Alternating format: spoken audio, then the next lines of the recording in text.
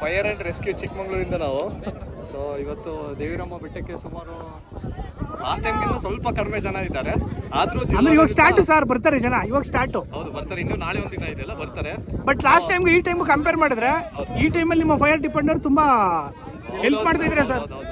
Last time ಏನು help ಇರಲಿಲ್ಲ ನಾವು ನೋಡಿದ ಮಟ್ಟಿಗೆ. ವರ್ಷ ಇರುತ್ತೆ ಬಟ್ ಈ ಸಲ ಜಾಸ್ತಿ ಇದೆ. ಆಮೇಲೆ ರಾತ್ರಿ ಅದಕ್ಕಂದ್ರೆ ಇನ್ಸಿಡೆಂಟ್ ಜಾಸ್ತಿ ಆಗ್ತಿತ್ತು. ಹೌದು ಸರ್, ಹೌದು ಸರ್. ಕಾಲ್ಜಾರ್ ಬೀಳೋದು, ಆಮೇಲೆ ಫ್ರಾಕ್ಚರ್ಸ್ ಎಲ್ಲ ಜಾಸ್ತಿ ಆಯ್ತು. ಅದಕ್ಕೆ ಜಿಲ್ಲಾಡಳಿತ DC ಮೇಡಮ್, ಆಮೇಲೆ SP ಸರ್, ಆಮೇಲೆ ADC ಸರ್, ಆಮೇಲೆ ನಮ್ಮ ಡಿಸ್ಟ್ರಿಕ್ಟ್ ಫೈರ್ ಆಫೀಸರು, ಸೊ ಎಲ್ಲರೂ ಏನು ಮಾಡಿದ್ರು ಅಂದರೆ ಬೇಡ ರಾತ್ರಿ ಬೆಟ್ಟ ಹತ್ತೋದು ಅಷ್ಟು ಅವಕಾಶ ಕೊಡಬಾರ್ದು, ಬೆಳಗ್ಗೆ ಒಂದು 2 ದಿನ ಕೊಡೋಣ, 2 ದಿನ ಟೈಮ್ ಭಕ್ತಾದಿಗಳಿಗೆ.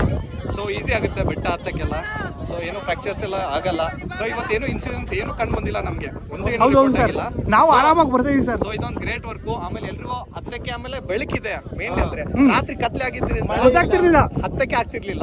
ಸೊ ಅದೊಂದು ಕಷ್ಟ ಆಗ್ತಿತ್ತು. ಸೊ ಇವಾಗ ಒಂದು ಇಲ್ಲೇ ಸ್ನೇಕ್ ರೆಸ್ಕ್ಯೂ ಮಾಡಿದ್ದೀನಿ, ಒಂದು ಗ್ರೀನ್ ಸ್ನೇಕ್. ಯಾರಾದ್ರೂ ಪಾಪ ಕೈಯಲ್ಲಿ ಹಾಕಿದ್ರೆ ಕಚ್ಚಿ ಬಿಡೋದು, ಅದನ್ನೇ ರೆಸ್ಕ್ಯೂ ಮಾಡಿದ್ದೀನಿ. ಸೊ ಇದನ್ನ ರಿಲೀಸ್ ಮಾಡ್ತೀನಿ. Thank you sir.